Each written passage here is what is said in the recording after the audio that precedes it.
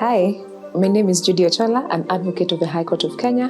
Welcome to Sheria. Hi, my name is Maina, an advocate of the High Court of Kenya. Karibu Sheria. Sheria is a platform where we educate the common mwananchi on the law with the aim of equipping them and empowering them. Karibu. So today, we're going to talk about public participation. So what is public participation? In a simpler term, public participation can be defined as the process whereby people who are affected by a particular decision are included in the decision-making process. So why do we need to know about public participation? You as a citizen of this country, it's very important for you to take part in making decisions that affect not only you, but your generation. There are certain grievances, certain ideas, certain creative ways of dealing with things in maybe your society or your community that need to be included or recognized by the law. How else would you be able to get that into the law unless you take part in public participation, which means taking part in the making of a decision, which leads to the creation of the law. Public participation, bare minimum, like she's mentioned, you need to know it's your constitutional right. So it's found and it is enshrined in the Constitution. We won't bore you with the details of where to find them. Let's just focus on how it will help you as a citizen. So public participation, like she's mentioned, comes in when you're making the law. Let's assume kuna kitu kamekuguza mahali and you want it to become a law. What do? You start by initiating it. So initiate it through something known as a policy. Ideally, all laws should start from what we call a policy. Simply put, a policy is supposed to act as a guideline. So what you're supposed to do, you give your ideas, like she's mentioned, you give your ideas on how you want this thing to be governed, and eventually it becomes a law. So public participation should be effective, one, like we mentioned, because it is enshrined in the Constitution, and these provisions of the Constitution mandate the parliament to make sure they give you the right information so that wewe kama mwananchi, you're informed and you make better decisions. They give you the right information so that you give them the right perspective. Even when you go to the parliament's website, you can be able to see all bills that are yet to become an act of parliament. So here you'll be able to know this bill inaniguza mahali, I need to give my information, I need to give my opinion through public participation. So you give your opinion. They even tell you the date when public participation will occur. And you see the court even treats public participation very seriously. As a matter of fact, when you feel like a bill has not gone through effective public participation, you're allowed to go to court, and the court will actually, or rather can find this act of parliament unconstitutional because it has not gone through effective public participation. Exactly. And I think the question that comes to all our minds is, so how do we take part in it now? Because we've seen how important it is for all of us to take part in it.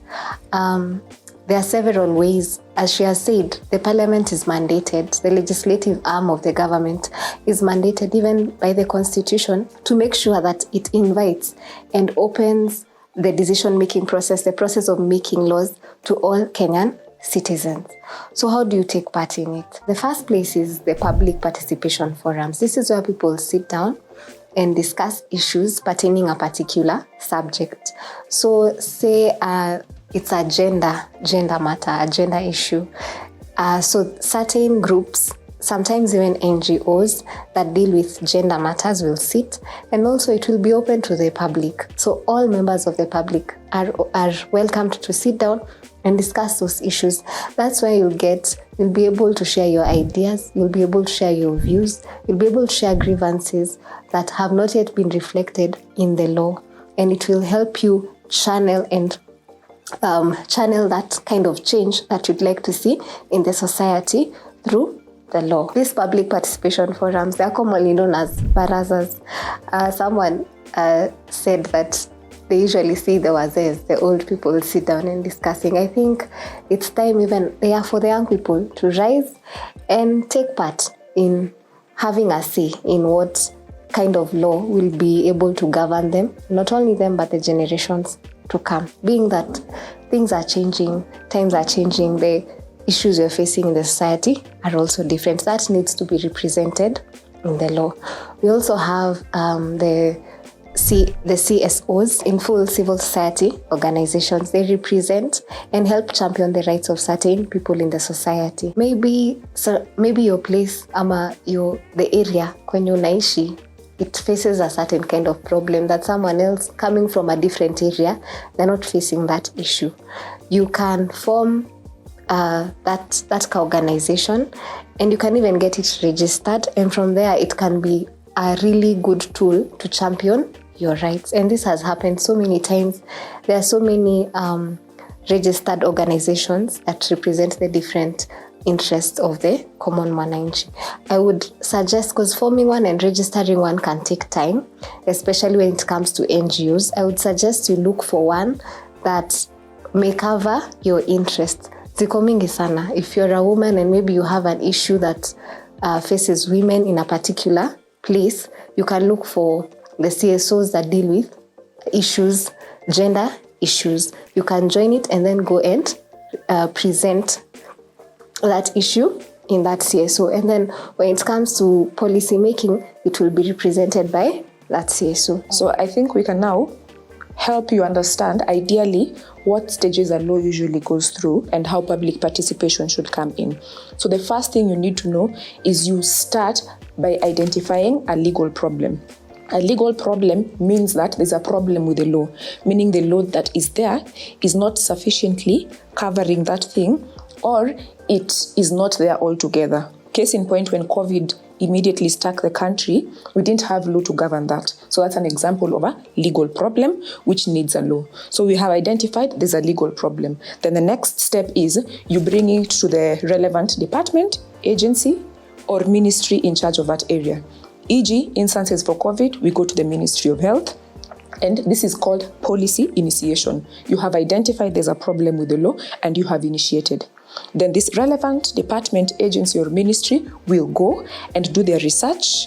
And after doing their research, they come up with a concise document. And then now this concise document is what they're taking to the public for public participation. So they take your views, they consider the views of even other key stakeholders, then they combine this document into a policy. Then this policy, of course, will go through the legislative part, and then eventually this policy is what will be reduced to a bill and eventually an act of parliament. So we have understood in the policy making process, you're coming in via public participation at the beginning when you're initiating it, and in the middle where you're giving your views. And also there's another aspect of public participation. Who are you voting for? The leaders you vote for are the people who represent your interests, even in the lawmaking process.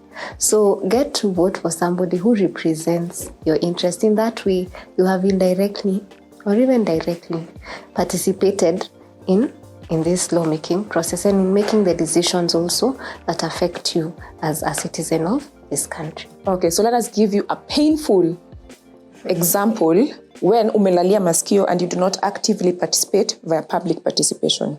So you see, ideally now, unamka siku moja unapata there's an act that has become an act of parliament, mnaambia you have to pay housing fees, or there's a specific levy you have to pay.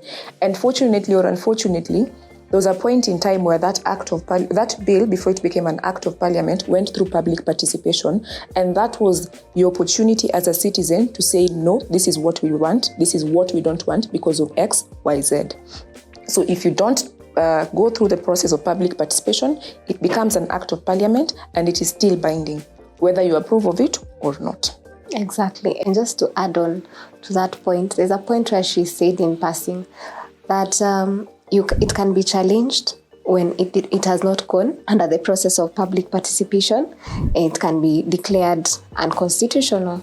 So wewe kama mwananchi, if you feel, especially for an act or a law that pertains you, either kazi yenye unafanya or your field, basically, you feel like this thing, you aren't told about it.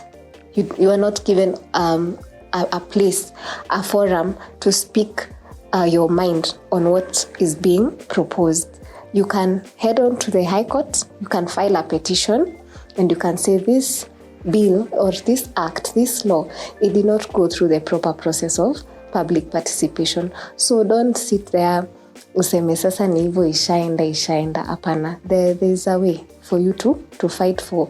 It's your constitutional right, so you can fight for it. It being a constitutional right, that means the executive arm of the government cannot one day decide that we are passing this law and that's that. It doesn't matter what the Kenyan citizen thinks. At the end of the day, there's a process, there's a procedure of lawmaking, and you are at the foundation of it.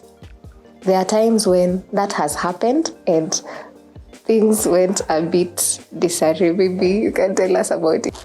I think, the best example is as early or as late as January this year, when the head of executive made a few comments regarding a bill which is in the process of becoming an act of parliament, where they said whether the judiciary ikubali ama ikatai, hiyo itakuwa law.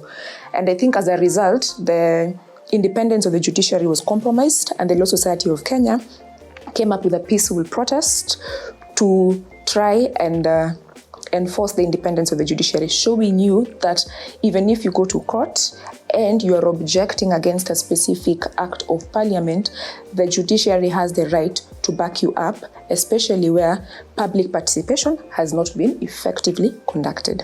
Exactly. As we close off this episode, I hope you've learned that the law is for you and it's by you. So do your part by participating in the making of these laws. Don't sit and then ulalamike baadaye. Uliambiwa, you can't cry. And then also where maybe that has been new in the past, we've shown you, at least you can now petition a law that it didn't go through public participation. There are avenues where you can correct that wrong, and moving forward, take part in these barazas, in these forums.